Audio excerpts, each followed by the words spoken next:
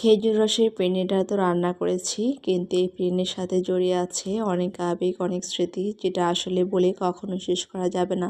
আমি এ ধরনের পিঠা পায়েস যখন তৈরি করি তখন একজন মানুষকে আমার অনেক বেশি মনে পড়ে, আর সেই মানুষটা হলেন আমার আব্বা। আমাদের যেহেতু অনেক বেশি খেজুরের গাছ ছিল, তো রাতের বেলা এরকম খেজুর রস নিয়ে আসা হলে পিঠা রান্না করা হতো।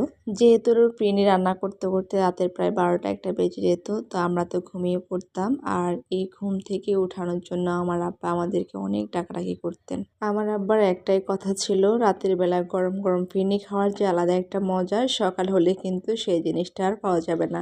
তখন আবার ডাকাডাকিতে অনেক বেশি বিরক্ত বোধ করতাম ঠিকই, কিন্তু শেষ পর্যন্ত না উঠেও কোনো উপায় ছিল না, কারণ আব্বা এত বেশি ডাকাডাকি করতেন। আমরা উঠে অবশেষে পিঠা খাওয়া লাগতো। শুধু পিঠা না, আসলে রাতের বেলা যদি আমরা ভাত না খেয়েও শুয়ে পড়তাম, দেখা গেছে আব্বা বাজার থেকে আসার পরে আমাদেরকে ডেকে তুলে ভাত খাওয়াই তারপর আবার ঘুমাতে পাঠাতেন। কিন্তু আজ আর সেই দিন, সে সময় আর সে মানুষ কোনোটাই নেই।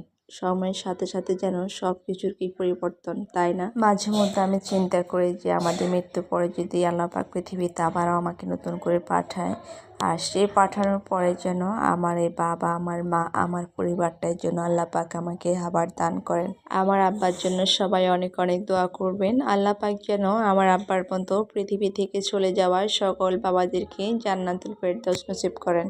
তো কথা বলতে বলতে আসলে আমার এই যে খেজুরের পায়েসটাও রান্না হয়ে গেছে প্রায় একেবারে শেষ পর্যায়ে। তো শহরে এসে এই প্রথম আমি খেজুরের রসের পিঠা রান্না করেছি কোনো রকম চিনি ছাড়াই। আমি এখানে বড় সাইজের স্যুপ বাটি করে 6 বাটি খেজুরের রস নিয়েছি, আর তার মধ্যে দিয়ে দিয়েছি আমি 1/3 কাপ খেজুর পোলাও চাল। তো এটা কিন্তু একেবারে পারফেক্ট ছিল, আপনারা দেখে কিন্তু বুঝতে পারছেন। তো এটা দেওয়ার কারণে কিন্তু কোনো ধরনের চিনি ব্যবহার করতে হয়নি, রসটাও কিন্তু অনেক ভালো ছিল। আর যেহেতু এটা খেজুরের পিঠা রান্না করতেছি, তো সেই জন্য এখানে খুব বেশি পরিমাণ দুধ, ঘি আমি এগুলো ব্যবহার করিনি। আমি এখানে শুধুমাত্র 1 কাপের মতো, এক কাপ না সরি 1 বাটির মতো আমি এখানে একেবারে ঘন জাল করে রাখা গরুর দুধ ব্যবহার করেছি, আর কিছুটা কিশমিশ আর বাদাম ব্যবহার করেছি।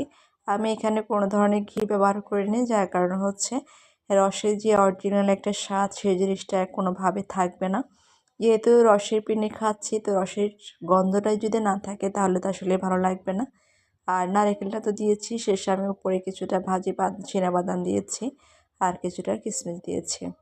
সব কিছু মিলে ভিডিওটা কেমন হয়েছে অবশ্যই একটু কমেন্ট করে জানাবেন। যদি ভালো লাগে তাহলে সাপোর্ট করে পেজটা ফলো দিয়ে অবশ্যই পাশে থাকবেন সবাই।